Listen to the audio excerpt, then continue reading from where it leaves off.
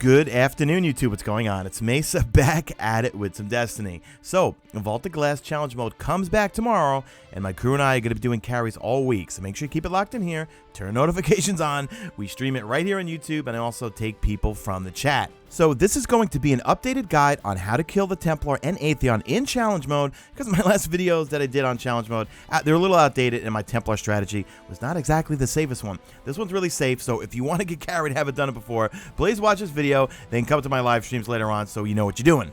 So here's how you want to get set up. You all want to come back behind where the Templar initially spawns in. That's where all of you are going to do damage. I would recommend having 2 Titans, one Blessing of Light, one Weapons of Light. Now, the reason why I say Blessing of Light, because one Titan is going to put a bubble up for the Relic Holder. This is Helvetica. She's our Relic Runner, and I certainly can't do what she does in this. So this is her route that she's going to take, and then I'll get to where we all are in terms of DPS. So she gets that initial bubble, and that bubble is going to last the whole time, because we want to down him as quickly as possible. This is the route she takes. It's way easier on a Hunter. I tried doing it on my Warlock, not successful.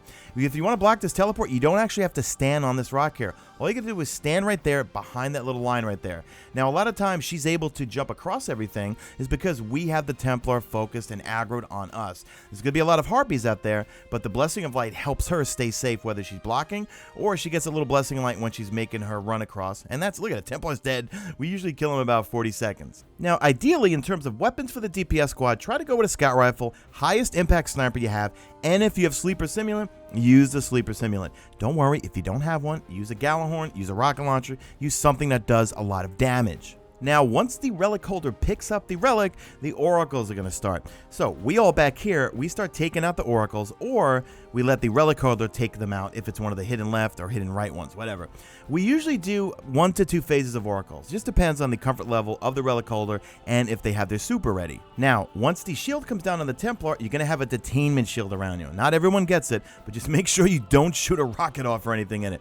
Fire your way out of it from your primary. We're all going to go to the middle here, and we're going to use Weapons of Light and keep laying into the Templar. You see the Templar just kind of looks back and forth, okay? Sometimes it's aggroed on the Relic Holder, but we want to keep aggro on the Templar. Dip into the bubble if you feel like you're taking damage. And the splash damage is no fun from the Templar. You can die very quickly from it. So here I am just poking in and out, getting that Weapons of Light, and laying in with my Sleeper Simulant. If you run out of Sleeper Simulant ammo, switch to a high-impact sniper. If you're using Gallahorn, make sure you jump over the bubble and don't rocket yourself. And also, anything to help with DPS, whether you have a Night Stalker tether, whether you have a Sunsinger with Viking Funeral Touch of Flame, lob that grenade on that thing, anything to help, you want to do this as quickly as possible. And if you stay in this one spot and the Relic Holder has no problems, you can do this in about 40 to 50 seconds. You want to do this quick, because the longer you do it, look, I got an exotic engram from the Templar. The longer you do this, the more Minotaurs and all sorts of Harpies are going to spawn and make it very difficult for the Relic Holder. So that's the strategy we use. It's the safest. Now on to Atheon. I'm not calling him Atheon, okay? So the challenge is, whenever everyone gets teleported, everyone has to destroy 1 Oracle. Ideally, you want to 1-phase them, and I say that because if it goes to 2 to 3 phases, there's more room for error. If you can 1-phase them, if you have sleepers, but don't worry, if you don't have sleepers, you could still 1-phase them. It's a little bit easier. So 3 people are going to get teleported, and 3 people will be outside. The 3 people outside are responsible for keeping the portal open. If they get teleported to Mars, that's the left side portal you got to keep open. If they get teleported to Venus, that's the right side.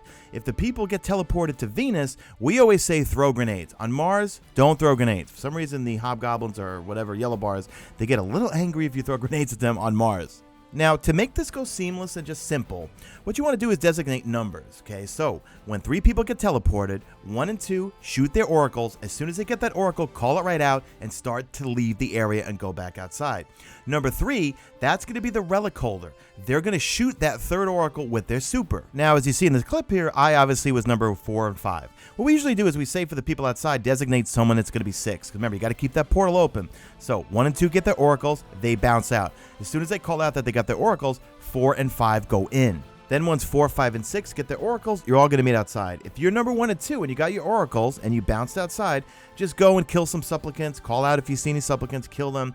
If you're marked, because you will be marked by the void, just go to the middle and wait there. If you're a hunter, throw smoke on yourself. If you're a titan, put your bubble up in the back. Now, when you're all doing DPS, you're going to be getting your supers back over and over. So you got a titan bubble in the back. Don't put it too forward. You will kill yourself. Okay. And then also, if you're hunters, throw those tethers out. You want to keep them tethered as much as possible so everyone is doing extra extra damage. So if you don't have Sleeper Simulant, I would use a heavy machine gun here or a high impact sniper. Wrath of the Machine, Black Spindle, Event Horizon, that type of archetype.